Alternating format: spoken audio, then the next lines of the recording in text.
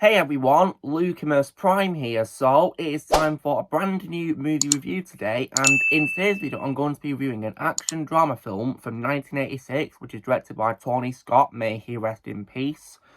And this is a film which I don't think is a really fun 80s action movie, and it's one of my favourite roles of all time from Tom Cruise. And this film which we're going to be reviewing is of course none other than 1986's Top Gun, the first movie of the two movies. So, now, how was this movie made then? So this was, of course, directed by Tony Scott, may he rest in peace, and was produced by Don Simpson and Jerry Bruckheimer, with distribution by Paramount Pictures. The screenplay was written by Jim Cash and Jack Epps Jr. and was inspired by an article titled Top Guns, written by Uhad Yorne and published in California Magazine 3 years earlier. So that of course was how the film was made. It was of course then filmed in Oceanside, California on June 26, 1985, and then began shooting scenes in aircraft in Miramar as well. And the filming of course lasted, of course, for this time until the film then got released. It was released, of course, on May 16th, 1986, and its visual effects and the soundtrack were universally acclaimed, but the film initially received mixed reviews from critics. However, after 4 weeks of showing it in cinemas, the amount of people going to see it increased more and more by 45%, and it became a huge commercial hit, grossing $357 million globally against a production budget of $15 million. And it was the highest grossing domestic film of 1986, as well as the highest grossing film of the year worldwide. And it maintained this popularity over years, and it also got an IMAX 3D re-release in 2013, and the critical reception became more and more positive as the years went by, and it emerged as a cult classic. And the music in particular is also regarded as one of the most popular music soundtracks of all time as well, reaching 9 times platinum certification as well. It even won an Oscar and a Golden Globe for the song Take My Breath Away, performed by Berlin in the film as well. In 2015, the film was also selected for preservation by the United States Library of Congress in the National Film Registry because it was culturally, historically, or aesthetically significant. And this one's legacy, of course, also led to the release of a sequel, Top Gun Maverick, in 2022. When it comes to my reaction to this film then, so in the 2020s decade, I had not seen either of the Top Gun films at all, but with the release of a sequel coming out and hearing about, of course, the anticipation towards it, I thought, why not check out both the films? So before I saw the sequel, I checked out this first movie. Of course, I watched this first before seeing the sequel so I could understand the sequel. And when I watched it, I thought it was a really good movie. I really enjoyed it. And it's definitely, in my opinion, one of Tom Cruise's best movies. Absolutely. I thought it was a great film. And was definitely, in my opinion, really fun to watch. It was just so good.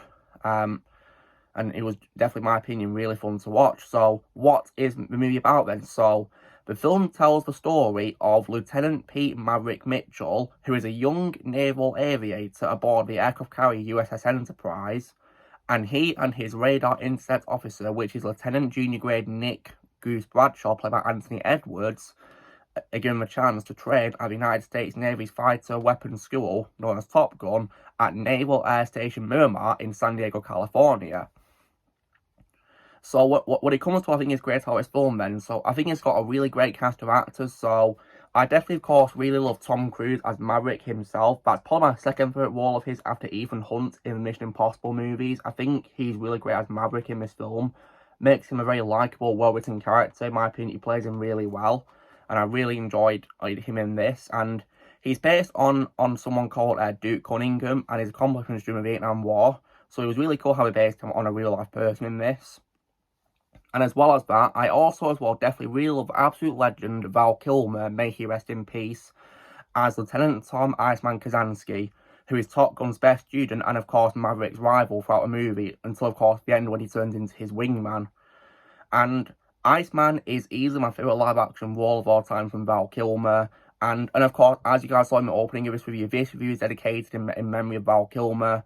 And rest in peace, Val. You're an absolute legend. We lost you way too soon. but you were absolutely fantastic as Iceman in the Top Gun movies, and I thank you so much for giving an amazing performance as the character. Thank you so much, Val. Rest in peace. And he was really great in this film as Iceman, and he had amazing development as him, because I like how his film develops. Of course, Maverick and Iceman, they are at first rivals, but then of course as the film progresses they become more friendly towards one another, and of course they sympathise with each other after, of course, the tragic death of Goose, which I'll get to in a moment.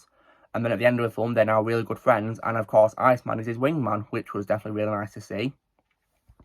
Speaking of Goose, I really liked Anthony Edwards as him in this film. Nick Bradshaw, who of course has the codename Goose, I think he did a really good job playing Goose in this film. Similar to, of course, Val Kilmer as Iceman, I think Anthony Edwards also was really good when it comes to a chemistry with Tom Cruise in this film.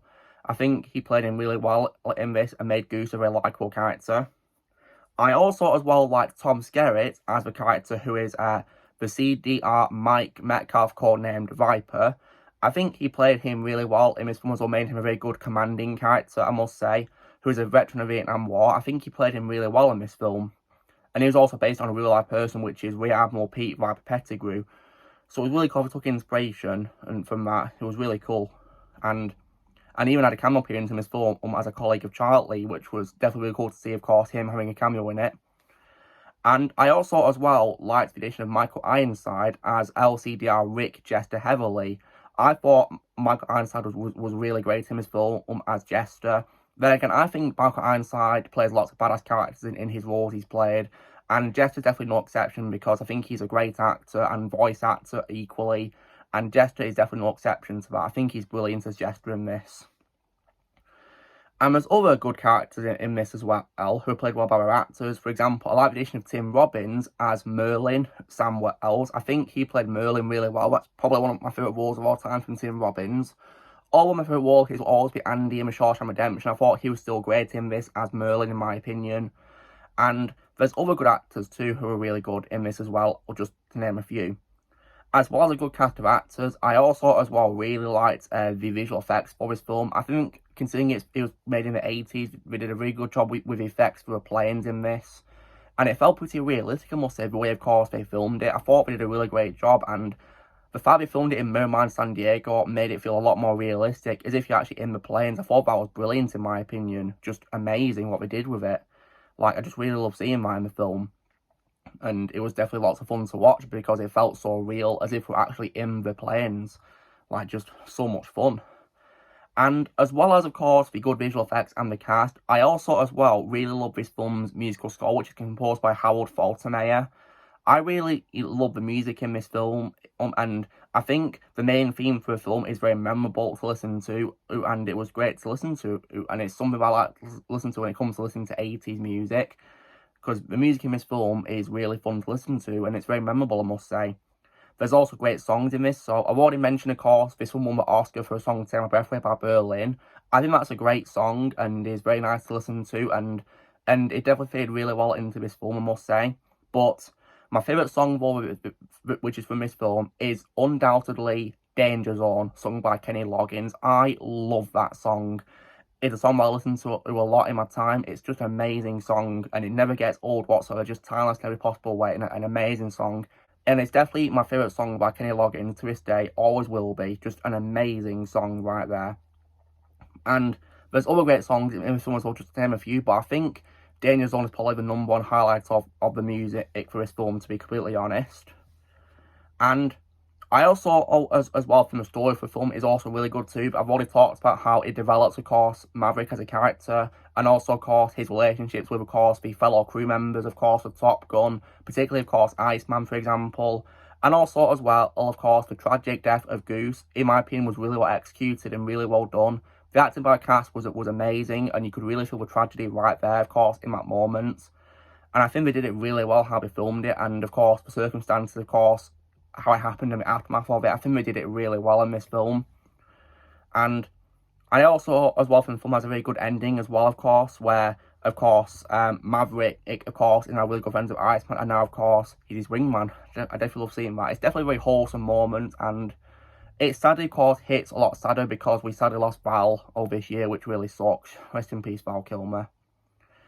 So that's, of course, why I think of Top Gun when it comes to what my favourite things are about a film. There's lots of things I like about this film, but if I was to pick any bad qualities with this film, personally, I was not a fan of Charlie in this film, who of course, is a love interest in Maverick. I think she wasn't really developed very well as a character and was quite bland, I must add, to as well, really.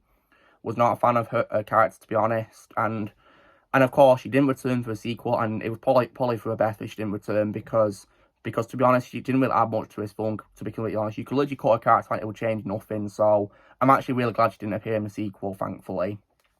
And when it comes as well to the crew members, while I of course love Maverick and Iceman and Goose in particular, I feel that others definitely could have done a bit more development as characters, to be honest. Because there was some which I think deserve more attention. For example, Merlin, because even though I love Tim Robbins as him, I feel like he deserved more attention, and especially because Tim Robbins is such a great actor. And there's probably some others down the line too who I think also deserve more love as well when it comes to the crew members. They could have probably had more appearances and development in this film. But thankfully, though, of course, the main highlights of this film definitely make it fun to watch, well, of course, which is Maverick and Iceman, 100%. So, and also when it comes to the film's pacing, it's 109 minutes. Sometimes it does drag on a little bit, but the acting by the cast does save the film and prevents it from being boring. But maybe some things could have been shortened a little bit, but it was still, in my opinion, a really good movie, which is a really fun 80s film for me.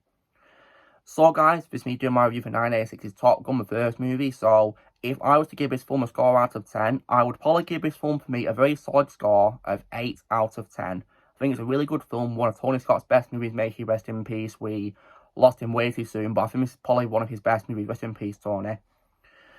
So, you know the drill, guys. Be sure to give this video a like. Also, be sure to let me know in the comments what you guys think of Top Gun from 1986, what your thoughts are on the film. Let me know in the comments below what you think. Also, be sure to join Team Primer Press and subscribe if you want to come in the future, and I'll see you all later.